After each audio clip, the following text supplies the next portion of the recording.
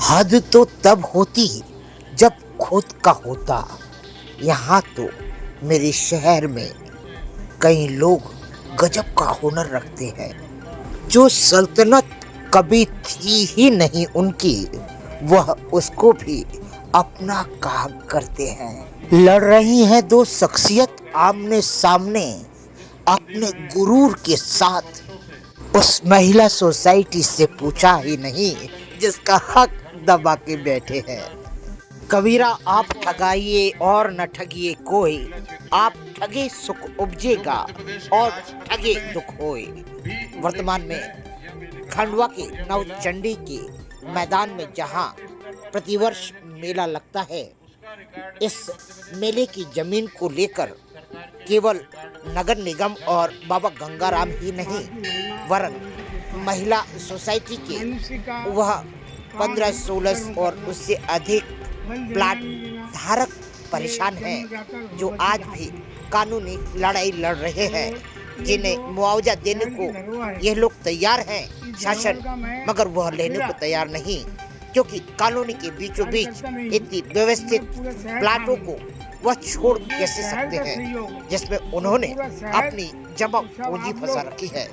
मगर उन लोगों को एक ताक पर बैठाकर वर्तमान में जहां बाबा गंगाराम का मेला चलता है, तो वहीं पर निगम ने वर्तमान में व्यवस्थाओं को अपने हाथ में लेते हुए उसको सुचारू रूप से चलाने की जो गतिविधियां दी हैं, उसमें जो निर्माण कार्य हो रहे हैं उसको लेकर बाबा गंगाराम की आपत्ति को वर्तमान में हाई कोर्ट में स्टे मिल गया है।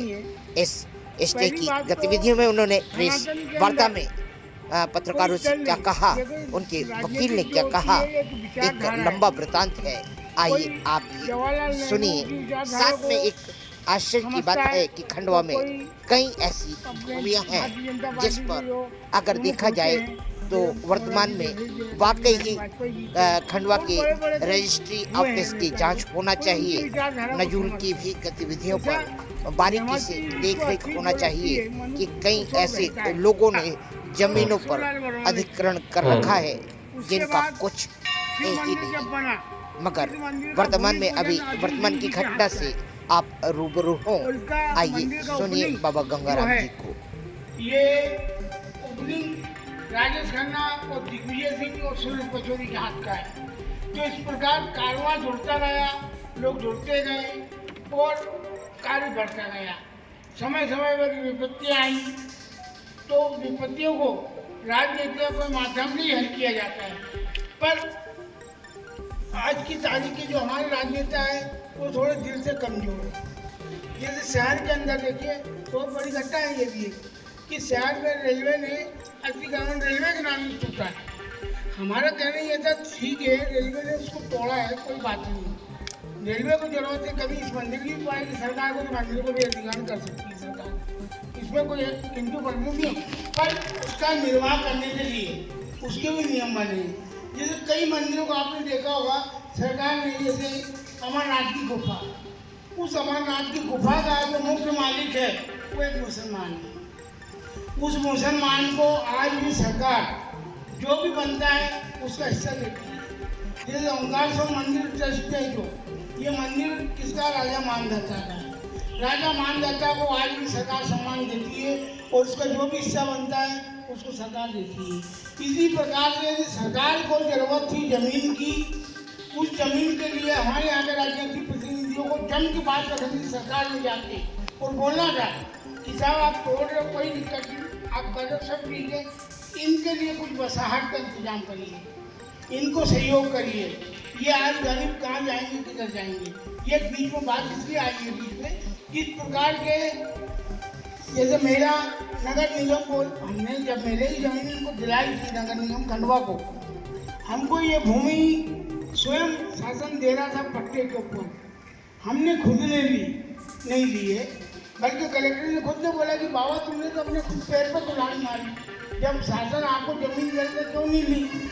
तो हमारे सोचने था कि मैं जिंदा रहूँगा 100 साल 50 साल, जब तक मैं इसकी व्यवस्था को देखूंगा, चलाऊंगा, संभालूंगा, पर मेला उसके बाद भी चलना चाहिए। ये सोच थी मेरी, और ये सोच के मैंने कहा साहब मंदिर में भाव भक्ति करना हमारा कर्म है, मंदिर की भाव भक्ति करेंगे।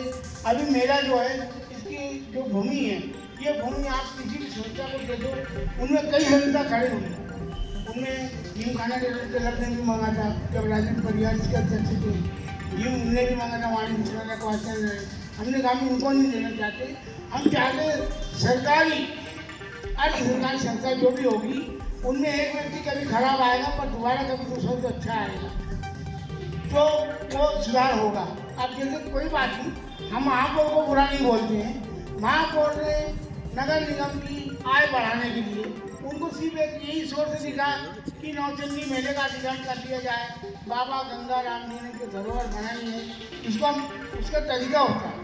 उनको बैठ के बात करना थी, मीटिंग लेना था, सरकार में बात रखना थी कि साहब यदि इस मेले का आयोजन सरकार करे या नगर निगम करे तो इसका क्या होगा। हमने ऐसा नहीं है, 2002 में स्वयं शासन को लिख के दिया था कि यदि ये मेले का आयोजन नगर पालिका निगम खंडवा के द्वारा कराया जाता है तो हमें कोई आपत्ति नहीं है, पर हमारी शर्त है कि जो आयोजनों को हम निर्वाह कर रहे हैं सन 90 से अभी तक, उसका आयोजनों का निर्वाह इसी प्रकार होना चाहिए जो अभी चल रहा है। तो उनमें जो महापौर ताराचंद अग्रवाल जी थे, उन्हें साफ माना किया कि साहब हमसे नगर निगम से ये व्यवस्था नहीं बन पाएगी जो व्यवस्था महंत जी दे रहे हैं। तो उसमें हमारे पास लिखे पत्र भी हैं, ऐसा नहीं है। तो उन्होंने साफ बोला, उन्होंने लिख के दिया कि आप पूर्व की भांति व्यवस्था को बनाए रखें, ये आपको हम आदेशित करते हैं। किसने दिया? शासन ने आदेश दिया, पर इनके द्वारा किसी प्रकार का कोई बात नहीं, कोई चीज़ नहीं, कुछ नहीं करी, उठाया और हमारे इस धार्मिक क्षेत्र के मेले को नीलाम कर दिया। ये नीति इनकी गलत है, इसी नीति की इनकी हार हुई है और इसी नीति के कारण आज इनको नीचा देखना पड़ रहा है। हम मर जाएंगे या कर जाएंगे तो मंदिर ना छाती मारे, हमने तो ये दे दिया है आपको, ये गड़बड़ जब तक है, जब तक देख रहे हैं, बाकी उसके बाद तो आने वाली नस्ल को देखना है, उसी को करना है और माता जी नहीं संभालना है। उनमें देखिए कई लोग इतने अच्छे हैं जो जुड़े रहे। अब आज की जो हमने एक बात आपको बताई थी, जो राजनीतिक लोग हैं वो डरते हैं। कांग्रेस और बीजेपी के राजनेता में यही फर्क है, कांग्रेस का राजनेता खड़ा होकर हम ठोक के लड़ता है, बात करता है, कहता है कि ये कार्य को सख्त करना है, आपको कैसे करना है। हमारे यहाँ ऐसा नहीं, हिरलाल सिलावट जी हुए, तनवंत सिंह गिर हुए, भले इनकी छवि जो भी हो, जैसा भी हम ये नहीं बोलते कि बुरी या खराब, हम बोले पर इन्हें लड़के ही जमीन को आरक्षित कराए।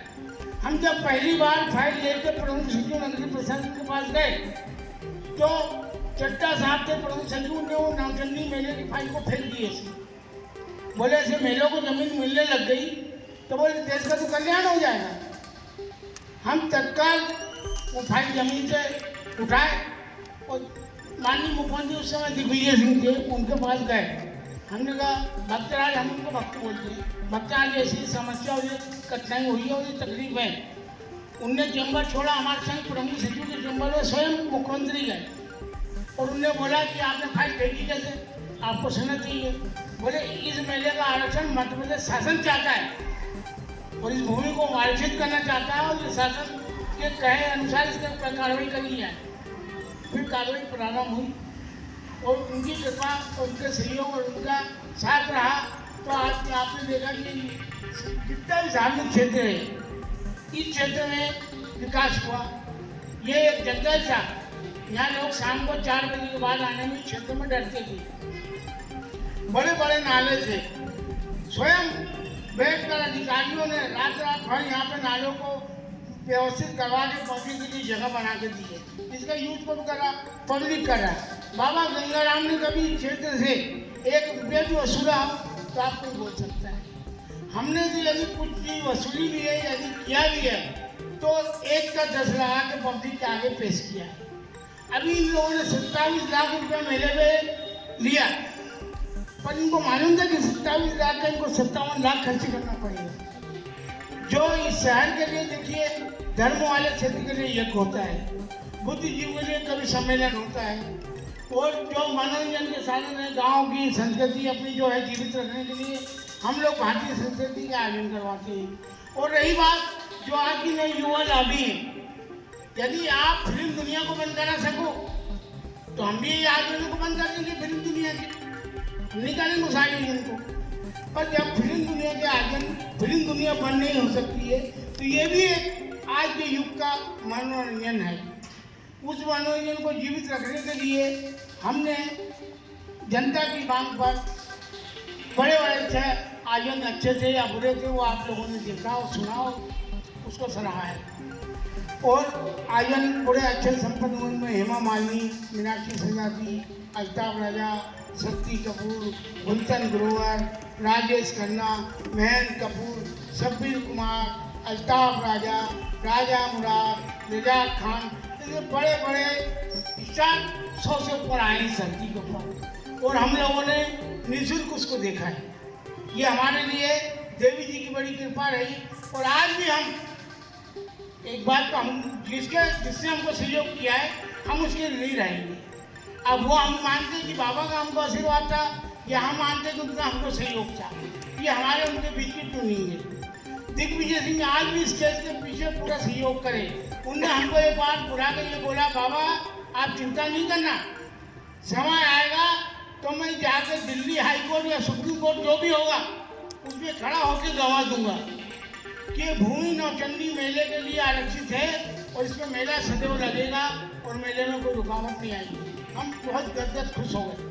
और ऐसा नहीं, हमारे संसद विधायक हैं पर बोलने में घबराहट रही, पत्र नहीं लिख सके। पत्र को लिखना चाहिए। कलेक्टर से इसके पूर्व में सर कलेक्टर ने पत्र लिखा, उसको पे सहयोग प्रदान किया और ये बोला कि बहुत अच्छा कार्य है और इसको आप लोग नहीं सकते हो। पर अभी वर्तमान जो कलेक्टर थे हमारे, ये कलेक्टर महोदय के माध्यम से हमें बिल्कुल सहयोग प्रदान नहीं हो पाया तो हमें हाई कोर्ट इधर उधर जाना पड़ा। ये हमारे वकील साहब आए हैं, इनका बहुत अच्छा मार्गदर्शन है हाई कोर्ट में और इन्हीं के उससे आज हम लोगों ने किया है। जब तक हम चाहते हैं कि लो भाई 2 शब्द में वकील साहब को जी बोले।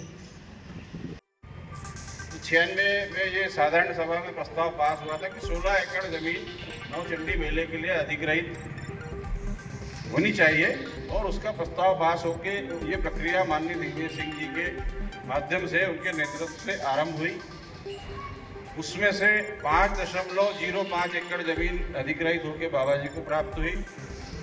कुछ उसमें 6 पार्टियां थी, 5-6 साल उस प्रक्रिया में लगे, 96 से लेकर 2000 तक। तब तक वो ज़मीन जिन लोग जो मालिक थे उन लोगों के नाम पे थी। प्रक्रिया होने में उनको मुआवजा मिलने में सारी प्रक्रिया में 5-6 साल लगे।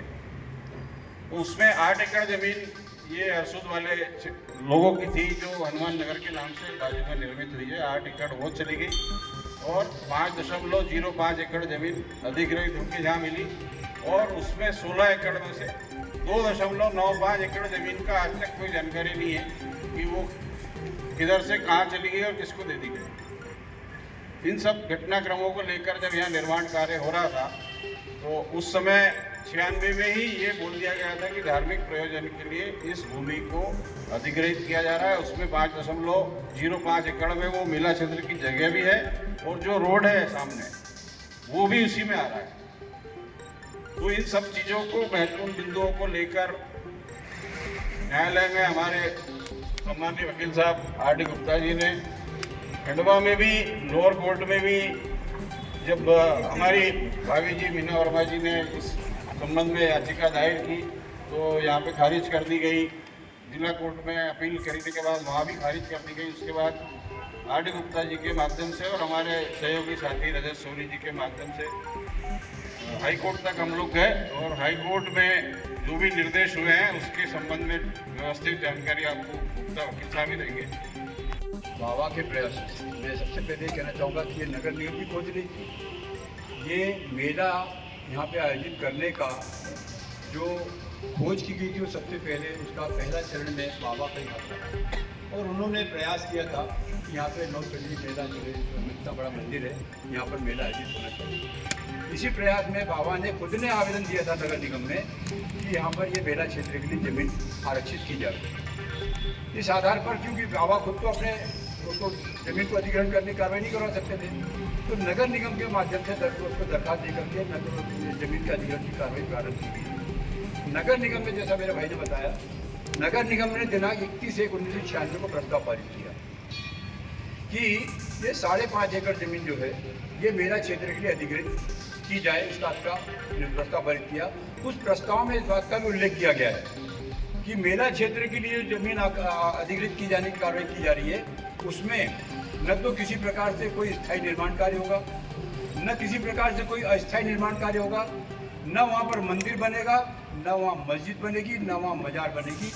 और अंततः ये कहा गया उस प्रस्ताव में कि ये जमीन मेरा क्षेत्र के लिए हमेशा खुली रहेगी। ये नगर निगम का खुद का प्रस्ताव है। नगर निगम के इस प्रस्ताव के आधार पर जमीन अधिग्रहण की कार्रवाई की गई। जमीन अधिग्रहण की कार्रवाई में जो मुआवजा देना था, नगर निगम के पास पैसा नहीं था मुआवजा देने का। जिन लोगों की जमीन थी उनको मुआवजा का पैसा देना था, जमीन का उनका पैसा नहीं था। तो शासन ने, यहाँ नगर निगम की ओर से एक प्रस्ताव भिजवाया गया शासन को। बाबा ने उस प्रस्ताव को आगे बढ़ाया और उसमें दौड़ भाग करते हुए शासन से वो मुआवजे की राशि का भुगतान करवाया। इस मुआवजे जो अधिग्रहण की जमीन है, इसके मुआवजे का भुगतान किसने किया? शासन ने किया, नगर निगम ने नहीं किया। नगर निगम तो केवल माध्यम था अधिग्रहण के हिसाब से। सीधी सी बात है, चाहे ग्राम पंचायत क्षेत्र हो, चाहे नगर निगम क्षेत्र हो, चाहे नगर पालिका क्षेत्र हो, इन क्षेत्रों में जो मेले आयोजित होते हैं, मेला आयोजित करने का कार्य जो रहता है, ये नगर निगम, ग्राम पंचायत, नगर पालिका का रहता है और इनको उस कार्य को पूरा करना चाहिए, ये इनका दायित्व रहता है।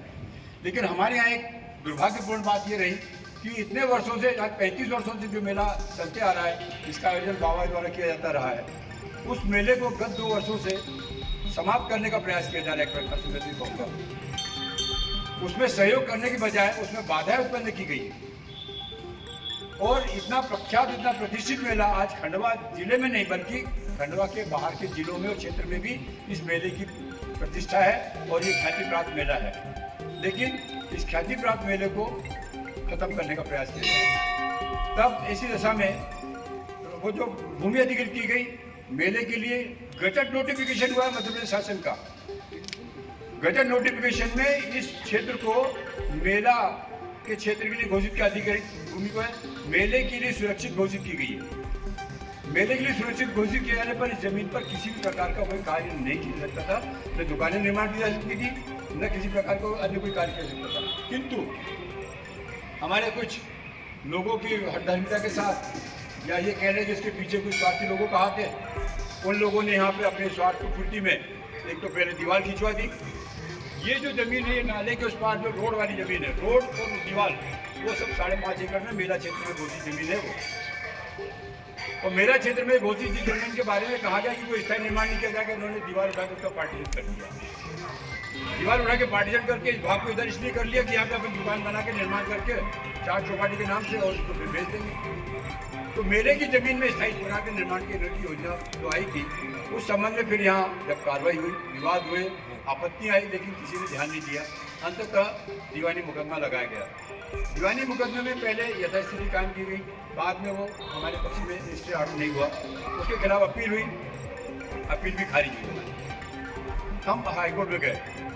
हाईकोर्ट में इस मुकदमे के चलते रहने के दौरान जब उनको नोटिस गया तो नगर निगम ने हाई कोर्ट में बाध्य होकर के ये स्वीकार किया है कि जो मेला ग्राउंड से मेला के लिए आरक्षित भूमि है, उसमें जो बाउंड्री वाल बनी हुई है वो मेला के आरक्षित भूमि में ही बनी हुई है। जो रोड है वो मेले के लिए आरक्षित भूमि में है।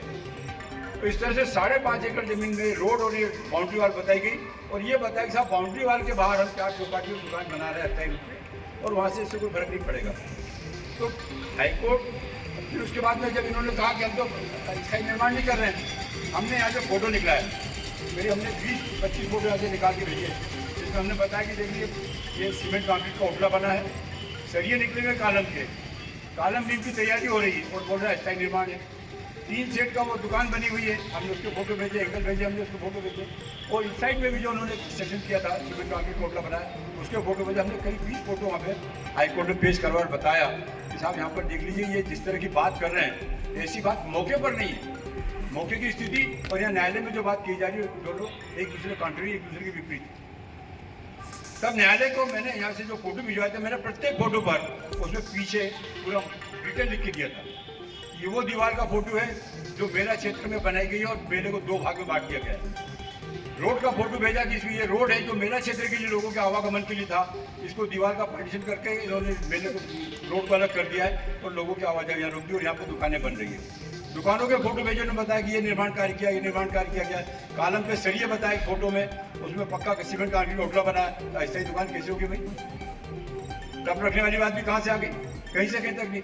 ये सब करीब 20 फोटो में मैंने पूरा पीछे उसका डिटेल लिखा और सारे फोटो बना के यहाँ से हमने भेजे और वो फिर जब बहस हुई तो बहस में वो सारे फोटो प्रस्तुत किए गए और बताया कि साहब ये जिस तरह की बात कर रहे हैं ये बिल्कुल गलत है, ये फोटो इनकी बात नहीं छुटला रहे हैं। ये इनकार कर दें कि ये फोटो इनके वहाँ के नहीं है, ये उन्होंने निर्माण कार्य नहीं किया, ऐसा बता देंगे कि उसी घटना ने विवादित स्थल है वहाँ के फोटो नहीं इनकार कर सकते क्या? इन्होंने इनकार नहीं किया, परंतु इन्होंने स्वीकार किया कि 5.5 एकड़ जमीन है जिसमें दीवार बनी हुई है और हम ये कंस्ट्रक्शन करने जा रहे हैं। इसी बात पर से माननीय न्यायाधिपति महोदय ने इनकी बात को पकड़ लिया और कहा कि जब मेले के लिए आरक्षित जमीन है, जिसके बारे में गजट नोटिफिकेशन हुआ है, जिसके बारे में आपका प्रस्ताव है कि ये जमीन हमेशा खुली रखी जाएगी, किसी प्रकार का स्थायी या अस्थायी निर्माण नहीं किया जाएगा, उसी के आपके प्रस्ताव की बिना आप कैसे कोई आचरण करने जा रहे हैं? तो उनके आचरण पर उन्होंने उंगली उठाते हुए कहा कि आप इस तरह का कार्य जो कर रहे हैं वो बिल्कुल गलत है और ऐसा नहीं होना चाहिए और ये जो मेले के लिए आरक्षित भूमि है ये आरक्षित रखी जाए और यहाँ तक निर्देश दिए हैं कि इस भूमि पर स्थायी अस्थायी वाली बात भी नहीं, बहुत स्पष्ट शब्दों में कहा है किसी प्रकार का स्थायी निर्माण नहीं किया जाएगा, टीन शेड का भी निर्माण नहीं किया जाएगा, लकड़ी की दुकान या पटिया की दुकान भी नहीं बनाई जाएगी, कुछ भी नहीं होगा। ये पूरा पार्किंग के लिए और लोगों के आवागमन के लिए खुला रखा जाएगा। यहाँ फायर ब्रिगेड खड़ा होगा, यहाँ पर और अन्य सुविधाएं खड़ी होगी, पुलिस की गाड़ी खड़ी हो सकती है। ये लोगों की सुविधा के लिए पब्लिक इंटरेस्ट में है, ये जमीन आरक्षित की गई है, इसलिए पब्लिक इंटरेस्ट के खिलाफ नगर निगम के द्वारा जो कार्रवाई की गई है पब्लिक इंटरेस्ट के खिलाफ है और वो उन्होंने उसको अमान्य कर दिया इनके आचरण को। और इस तरह अभी 8/4/2026 को आदेश पारित हुआ है और मेरे पास उसकी कॉपी में आया हूँ। इसमें बहुत डिटेल ऑर्डर दिया है, उन्होंने सारी बातों को डिस्कस किया, बहुत करीब 5-6 पेज 8 पेज का ऑर्डर है, उसको डिस्कस किया उन्होंने पूरे तथ्यों के आधार पर और ये कहा है कि जब वो जो दावा लगाया हमने यहाँ पे जो दावा चल रहा है इनके मीना जी के नाम से, वो दावे के निराकरण तक ये यहाँ पर किसी भी प्रकार से कोई भी निर्माण कार्य नहीं करेंगे। स्थायी रूप से इनको निषेधित किया गया है, अस्थायी निषेध के आदेश माध्यम। इन्होंने अन्य बातें भी और उठाई थी, लेकिन इनकी खुद की बातें जो थी वो अपने फोटोग्राफ और अपने जो दस्तावेज थे उसके आधार पर न्यायालय ने छूटा पाया है और न्यायालय ने जन भावनाओं को समझते हुए माता जी के भक्तों की बात को सुनते हुए समझते उनकी भावनाओं को देखते हुए न्यायाधिपति महोदय को इस तरह का ज्ञान दिया और उन्होंने आज भक्तों के पक्ष में ही फैसला दिया है जो सराहनीय का हम सबके लिए बहुत ही वो है कौतूहल का विषय है। मैं इस अवसर पर ये जो फैसला आया है इस सबके लिए आप सबको बधाई देता हूँ कि भविष्य में इस तरह से हम और उत्साह से, अभी हमारी लड़ाई खत्म नहीं हुई तो बता दूँ, अभी हमारी लड़ाई खत्म नहीं हुई है, अभी हमें और अभी लंबी लड़ाई लड़ना है और इससे ज़्यादा ताकत से लड़ना है। ऐसा भी नहीं कि हम कमज़ोर पड़ जाएं और इससे ज़्यादा ताकत हमको लगाना पड़ेगी लड़ाई में, क्योंकि लड़ाई शासन से है, किसी व्यक्ति विशेष से नहीं। एक व्यक्ति या 2 व्यक्ति से लड़ाई होती तो आसानी से हम कोई भी कर सकते थे, लेकिन शासन से लड़ाई लड़ना बहुत बड़ी बात होती है, इसलिए और ताकत से हमको लड़ना पड़ेगा। इसके लिए आप सब लोगों से मेरी प्रार्थना है कि आप लोग इस तरह से एकत्रित रह के संगठित होकर के हमको उत्साह दें, हमको बल दें, तो हमको भी काम करने में अच्छा लगेगा। धन्यवाद। हमने अपील की थी वो अपील स्वीकार हो गई है, तो अपील का निराकरण हो चुका है और उस अपील में निर्णय दिया है कि जो दावा यहाँ चल रहा था, अपील काय की थी, उस दावे के उसमें थे कंटिन्यूटी में थी, निरंतरता में थी। दावे की निरंतरता पर एक अपील यहाँ की थी डीजे के यहाँ, वो खारिज हुई, उसकी निरंतरता में दूसरी हमने अपील की थी वो हाई कोर्ट में मिसलेनियस पिटीशन लगाई थी।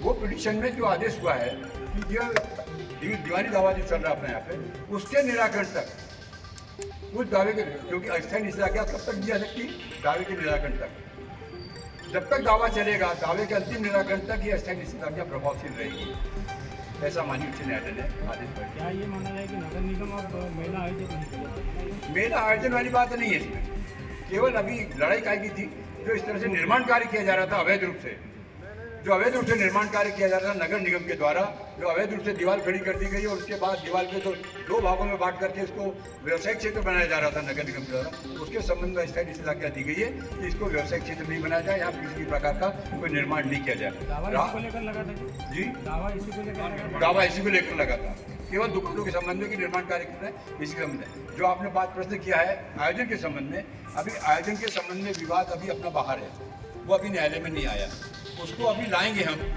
क्योंकि बाबा की जो सेवा है या बाबा की जो तपस्या है, बाबा ने इतने दिन मेहनत ने जो इतने दिन एक मेले के लिए इतना त्याग किया है, जो मेहनत की है, उसको भी हम चाहेंगे कि वो भी सफलीभूत हो और भविष्य में मेले का आयोजन बाबा के द्वारा किया जाए, महंत जी के द्वारा किया जाएगा, ऐसा हम प्रयास करेंगे। इस प्रयास में भी हम आगे बढ़ने के लिए विचार कर रहे हैं और संबंधित आगे कार्रवाई करने जा रहे हैं। एक दूसरी बात, हमने एक बात और कही कि जिस समय मेला प्रारंभ हुआ था उस समय आयोजनकर्ता बाबा थे और आज गत 35 वर्षों से मेला यहाँ आयोजित किया जा रहा है। आपने देखा होगा कि गत 2 वर्षों से नगर निगम में मेले का आयोजन कर रहा है, गत 33-34 वर्षों से बाबा आयोजित कर रहे थे। इस मेले ने बाबा के आयोजन के बाबा के आयोजन के कार्यकाल में ये मेले ने निमाड़ क्षेत्र के अलावा बाहर भी मैंने दूसरे प्रदेशों तक भी ख्याति प्राप्त की। मैं आपको बता दूं, मैं यूपी को बिलोंग करता हूं, यूपी में भी हम जब जाते हैं तो लोग चर्चा करते हैं आपका नौचंडी मेला धाम और वहाँ का रावण को बहुत ही उत्साह बहुत जोर से मनाया जाता है। मैंने कहा वो मेला क्षेत्र इसी भी घोषित किया गया। तो जहाँ प्रदेश स्तर तक इसकी ख्याति गई है, उस ख्याति को आज इस तरह से केवल कुछ स्वार्थी लोगों के मन मस्तिष्क के आधार पर निरस्त किया, उसको समाप्त नहीं कर सकते अपन, इसलिए अपने को लड़ना पड़ेगा। रहा सवाल आयोजन का, अब आप देख रहे हैं कि गत 2 वर्षों में आयोजन की क्या व्यवस्था बनी। मैंने अभी जो हाईकोर्ट में पिटीशन चली थी इसमें यहाँ के फोटो भेजे मैं खुद आया था यहाँ देखने के लिए। सारी पार्किंग यहाँ से वहाँ तक, होली का जो अपना वो चल रही थी उसके चारों तरफ गाड़ियाँ खड़ी थी, 2 पहिया वाहन, मंदिर के सामने यहाँ तक 2 पहिया वाहन सब खड़े हुए थे। मंदिर में जाने के लिए दर्शकों को जाने का रास्ता खत्म हो गया था, लोग दर्शन करने के लिए जाते कहाँ से, वो तक मैंने फोटो भेजे। मैं क्या देख लीजिए इस तरह से मंदिर में लोग दर्शक लोग जब पहुँच पाएंगे तो मेले में कहाँ से जाएंगे। आपने यहाँ पे पूरा पार्किंग स्थल बना दिया, यहाँ पार्किंग स्थल बना दिया, वहाँ दुकानें बना दी, लोग जाएंगे आएंगे कहाँ से। तो ये धार्मिक जी, आज कोर्ट से कुछ आदेश आया है कि आपकी कोई जीत हुई है, क्या कहेंगे इसको? देखिए, ये जो जीत सारे शहर की है, सब भक्तों की है और माता रानी की स्वयं ने जीत हासिल की है। हम तो एक माध्यम हैं, देवी जी के उपासक एक भक्त हैं, उसको देखते हुए जो माता जी की निर्णय है वो सर्वसम्मान है। यानी आप ये जो स्टे मिला है इसे आप माता रानी की ही विजय बोलेंगे? और इसमें ये आपको लगता है कि नगर निगम जो अभी कदम उठाए हुए है ये अनुचित कदम है? नहीं, नगर निगम क्या है, जो नगर निगम को करना था कर रही है। नगर निगम के ऊपर भी शासन बैठा हुआ है, शासन, हमें पूरा विश्वास है कि शासन सपोर्ट करेगा और शासन गलत कार्य नहीं करेगा, इनको अंकुश लगाएगा शासन। धन्यवाद।